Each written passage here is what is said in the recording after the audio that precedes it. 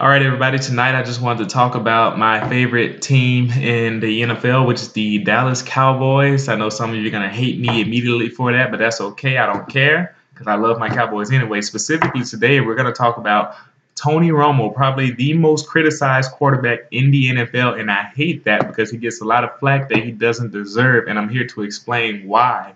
So, first of all, you have to admit that football is a team sport. You do not win games alone. That is, the quarterback doesn't win the games by himself. Running backs don't win the game by themselves. Offensive linemen don't win their games by themselves. Defenses don't win the games by themselves. You know who wins the games? The teams. And usually we'd like to give the quarterback a whole bunch of credit and say the quarterback won. Tom Brady made the New England Patriots, win that game. Or, Eli Manning made the New York Giants win that game. Or Peyton Manning made the Denver Broncos win those games. When in reality, a lot of times those guys don't do a lot, actually. The defense comes through big. That's why the opponents don't score 50 points in the Super Bowl. I mean, unless you're the Seattle Seahawks. That was an anomaly. The Broncos got smacked. But other than that, that usually doesn't happen. It was a team sport either way.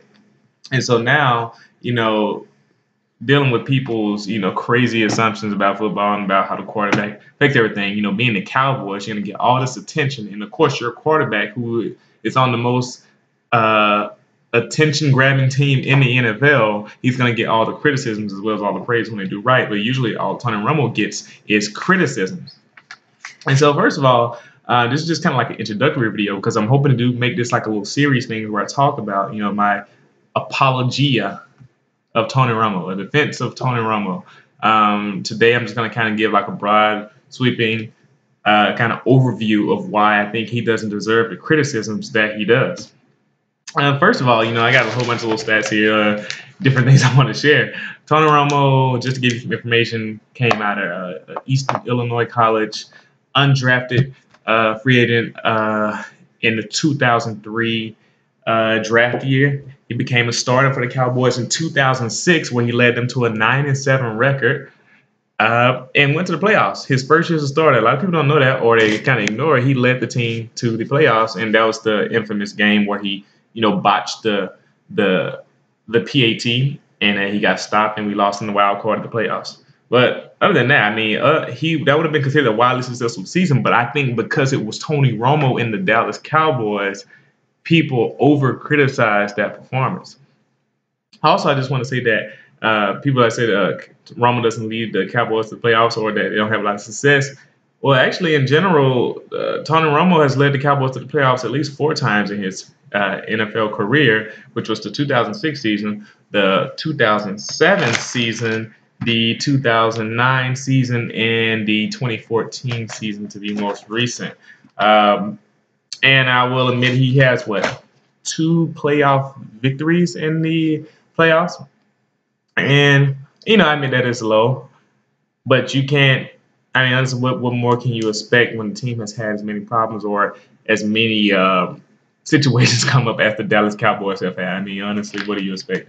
And I'm hoping to get into some of those a little bit more. Also, just continue with my broad, sweeping stats and information.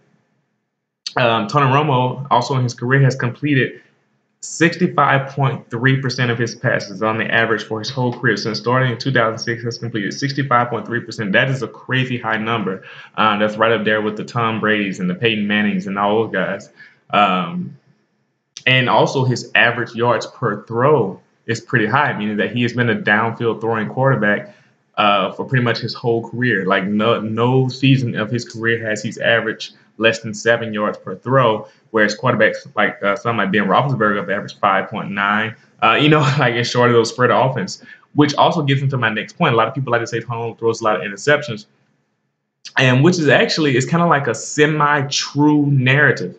Tony Romo has had seasons where he's thrown a lot of interceptions, but for the most part, when I looked at his stats, he's actually thrown 10 or less interceptions for the majority of the seasons in his career, which is really good. I mean, a lot of people don't even know that Peyton Manning has thrown more double-digit interception seasons than just about anybody out there right now. And that's not to say anything bad about Peyton Manning. He's a great quarterback. But yeah, I was saying about the interceptions. Because Tony Romo has played in the Dallas Cowboys offensive system under Jason Garrett, what you realize is that it's been a downfield attacking offense for his whole career.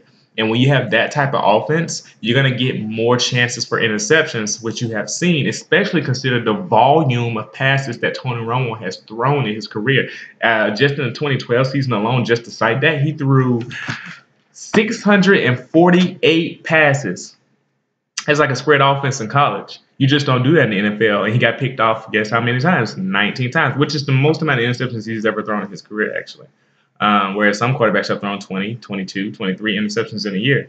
And even that year, he still completed 65.6% of his passes, which is really good and shows you that he is very accurate and that he does make good decisions. But because of the high volume of passes, there were more chances for it to be intercepted.